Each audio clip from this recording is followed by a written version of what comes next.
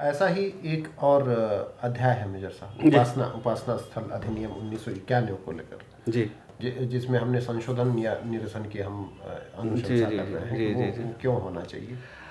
अब देखिए, वो तो सभी को पता है कि ये बहुत ही गलत कानून है, क्योंकि सभी को मालूम है कि जिस तरह से जो आक्रांता और आतताई आए पश्चिमोत्तर यानी सेंट्रल एशिया से, तो उन्होंने मंदिरों का बहुत विनाश किया। सब डॉक्यूमेंटेड है, इवन उनके खुद के हिस्टोरियन लिखते हैं और बड़ा महिमा मंडित करके लिखते हैं कि इस शासक ने इतने लोगों को मारा, इतने लोगों का इतना मंदिर ध्वस्त किया, इतना लूटा, इतनी औरतों को ले जा करके सेंट्रल एशिया में या काबुल में नीलाम कर दिया। सब लिखा, उन्होंने लिखा है।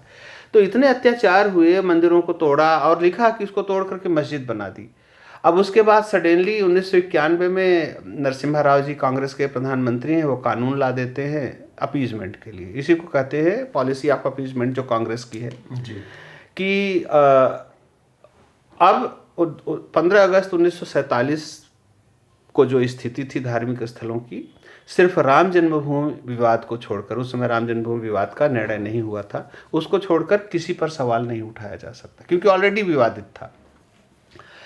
तो आप मुझे ये बताइए कि it is something like that कि हमने 3 साल पहले आपका खेत छीन लिया, उसके बाद 15 दिन पहले कोई कानून बना दे, ऐसे ही कई घटनाएं हो जाएं, बहुत होती हैं। हम आपका खेत छीन लें, कोई राम मोहन का खेत छीन ले, अब्दुल रहीम का खेत छीन ले या घर छीन ले, फिर एक दिन एक कोई कानून लेके आए कि भाई जो भी झगड़े थे खेत छीनने उनने के, वो 2022 और 30 अक्टूबर 2022 के पहले जो थे वो सब वो मान लिए जाएंगे, जैसे थे वैसे ही रहेंगे, उन पे कोई न्यायालय में विवाद नहीं किया जा सकता। तो ये न्याय है?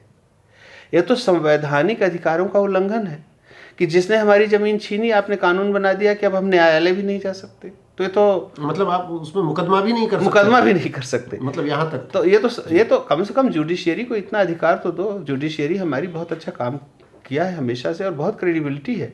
अगर कोई चीज़, जैसे कृष्ण जन्मभूमि है, विवादास्पद है, तो अगर राम जन्मभूमि को न्यायपालिका निर्धारित कर सकती है कि राम मंदिर बनेगा कि नहीं, किसकी है, तो वो कृष्ण का भी डिसाइड कर सकती है, या और भी जहाँ विवाद है कर सकती है। तो न्यायपालिका को अधिकार दीजिए। कम से कम आपने कानून बना दिया और अब कोई न्यायपालिका में जा ही नहीं सकता। तो इसलिए हमने कहा कि ये कानून गलत है, और ये सच है, बहुत ही गलत है। संवैधानिक दृष्टि से गलत है, सामाजिक दृष्टि से गलत है, धार्मिक दृष्टि से गलत है, और ये अपीजमेंट के लिए लाया गया था जी, जो हमेशा से कांग्रेस की पॉलिसी रही है। उसको उनको तुष्टिकरण के लिए ये कानून लाया गया था, इसलिए हमने कहा इस कानून को खत्म किया जाना चाहिए। अब पुस्तक में बात यह है, जो 21 कानून हैं, इनको हम 3 कैटेगरी में बांट सकते हैं जिनकी अनुशंसा है। एक तो जो नए कानून बनने चाहिए जी, अधिकतर वही हैं। दूसरे वो जो कानून हैं जिनमें अमेंडमेंट होना चाहिए, उनका भी हमने दिया है और क्या अमेंडमेंट होना। और तीसरे कुछ कानून ऐसे हैं, जैसे आपने ये कहा, तो कुछ कानून ऐसे हैं जिनको निरस्त किया जाना चाहिए या स्वतः समाप्त होना चाहिए। हाँ, इनको रिपील किया जाना चाहिए। तो ये उसमें से ये कानून उस कैटेगरी का है। और ये मेरा ख्याल है आखिरी चैप्टर में हमने इसे दिया है। ये है, हाँ, उपासना स्थल विशेष उपबंध अधिनियम 1991।